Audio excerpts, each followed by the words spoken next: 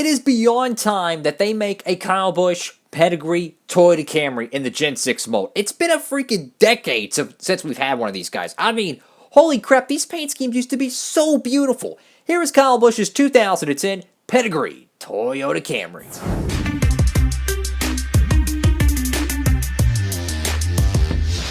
Howdy folks, it is Diecastbuffet here again. Welcome back to another NASCAR Diecast review.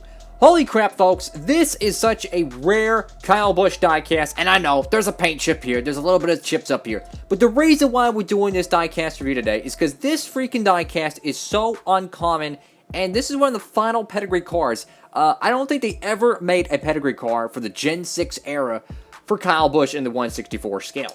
And back in the Gen 5 era, just about every year you could get one of these, luckily. So, these diecasts, definitely, a decade later, have really grown on me, and I just absolutely love these paint schemes, The Pedigree COTs are one of the coolest alternate paint schemes you could get, and it's a shame that they don't make the Cup cars anymore, and unfortunately, really the custom market kind of has to go through with it. But the reason why we're reviewing this without a box is because I bought the car used. I bought the car without a box, so, we get a review without a box. But I tell you what, though.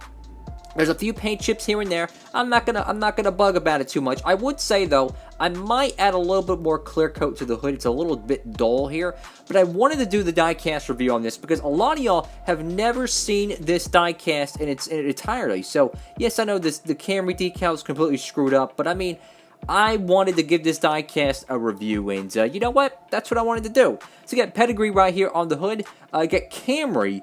Not Action Racing Collectibles or, Lino Racing. No, that's whoever owned this car previously. And I might add, I picked up this car for like $5, $7, so, I mean, I knew there was going to be some chips to it, but I mean, overall, man, for the rarity of this car, definitely a steal, honestly. Got the 18 right there. You got, what is that, Goodyear Gatorback belts, Mail Cop, Rebestos, Edelbrock, Wix air filters. Holy crap, that Sunoco decal took a hike.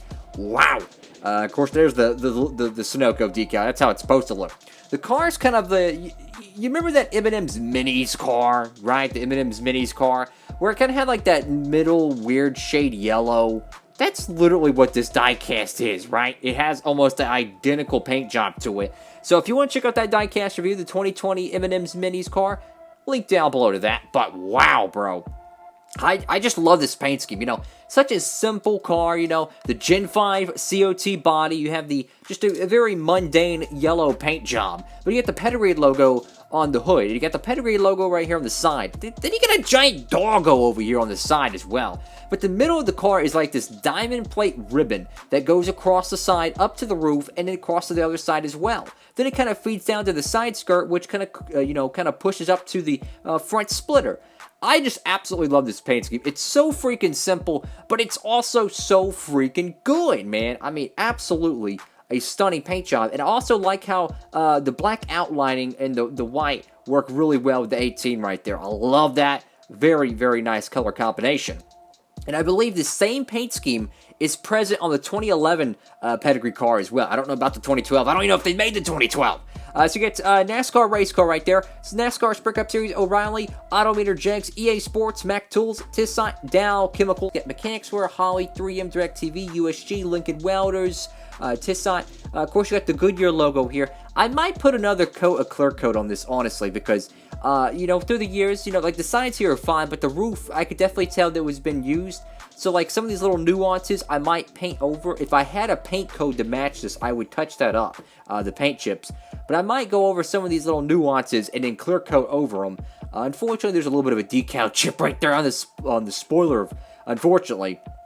But I tell you what, man, this is a fabulous diecast. And I don't know if they made this car in 2009, but I know they made it in 08 and 2010, I believe. So, very, very sharp-looking race car. Interstate Batteries, Freightliner, Doosan, Mac Tools, Food Lion, Simeon's, Sherwin-Williams, and you got Pedigree. I mean, look how many sponsors you got on a freaking Kyle Busch diecast. Holy crap. Of course, you got the Kyle Busch signature right there above the driver side window. You got Joe Gibbs Racing, NOS Energy, Double Mint, Skittles, whatever that is, and Snickers. Got Interstate Batteries right there, a giant doggo once again. Hey, look at this, you got two more doggos on the back end of this diecast. That is so freaking cool, man.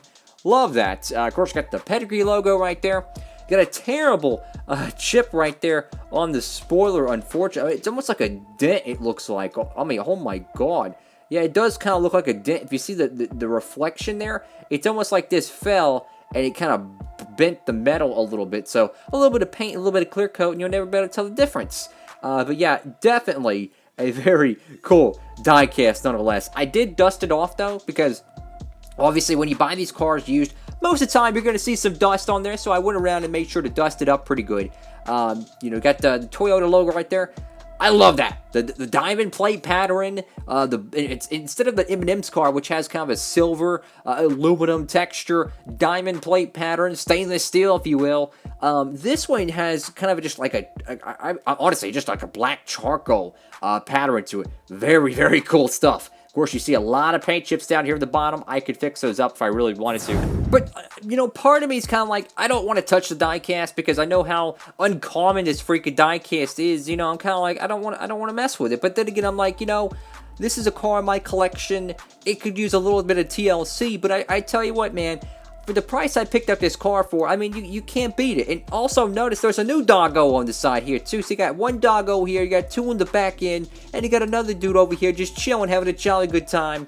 What a really cool paint scheme. And I really wish we got the 164 for this in 2020, in 2019, whenever. You know, he runs the Pedigree car every year, and every year since 2013, it has been canceled. And it's a freaking shame, bro. I want a Pedigree car in the Gen 6 era, and today, or not today, but this year is the final year for Gen 6. I'm like, yo, let's get a Pedigree car made, you know what I'm saying? Anyways, going into the roof of this diecast, you got the 18 right there. You can see some little screw-ups right there. Luckily, it's kind of where the decal is painted black as the car is shot yellow, but you can touch those up pretty easily with a little bit of paint. Never be able to tell the difference. Got the 18 right here. I will say the top of the 18, you could definitely tell it was used because the clear coat is not as smooth as it might be over here on the doors. But nonetheless, though, very, very sharp. And then over here to the deck lid, you got Dog's Rule right there. That is freaking cool, man. You know, every time I see this paint scheme, man, I'm just like, man, what a freaking good-looking diecast. And I wanted to do a review on this because I know a lot of y'all probably never seen this diecast before. And the truth be told, the diecast reviews for this was probably filmed a decade ago. So I'm like, you know what? You know, I think it's kind of high time this diecast gets another you know, shot in the limelight, so to speak. But nonetheless, though, what a beautiful freaking diecast, guys. And it's funny here is when you look at the bottom of the diecast and it says Mars Inc. 2009. Something weird about the Mars branding, but this is of course a whole different diecast market 10 years ago. I guess they designed this diecast and got it ready to go into production the year before. So technically this could have been produced in 2009, but it wasn't shipped or, you know, or at least, you know, ready to, you know, get out of the factory, whatever, until 2010. They might have had, okay, this is our design, we're going to stamp it, it's 2009, and then 2010 rolls around, they start production. Either way, Mars likes to put their year a year before the actual product. So if you have a 2008 Kyle Busch car, it'll probably say 2008 because obviously 2007 was Robert Yates Racing. But I've noticed on the 2009 Kyle Busch cars, it'll say 2008. And this is a 2010. I don't think they made this car in 2009. Correct me if I'm wrong, but I looked around. I didn't see any 2009 Pedigree cars. Could be wrong on that. I think it's high time we get a Pedigree car made for Kyle Busch in the Gen 6 mold, if you ask me. But will it happen? Probably not. Anyways, folks, thank you all so much for watching the video. Make sure to give it a big thumbs up, like, comment, and subscribe. I hope to see you on the next diecast video every day at 5 p.m. Eastern Standard Time. You can tune in for a brand new NASCAR Diecast review, a diecast haul, whatever it might be. Maybe a collection video too. Every day, 5 p.m. Eastern Standard Time, diecast-related content. With all that being said, folks, hope you're having a great one. I got a doggo here, a doggo here, doggo there. I guess they're all woofing. Have a great one, folks. Diecastbuffet, signing off.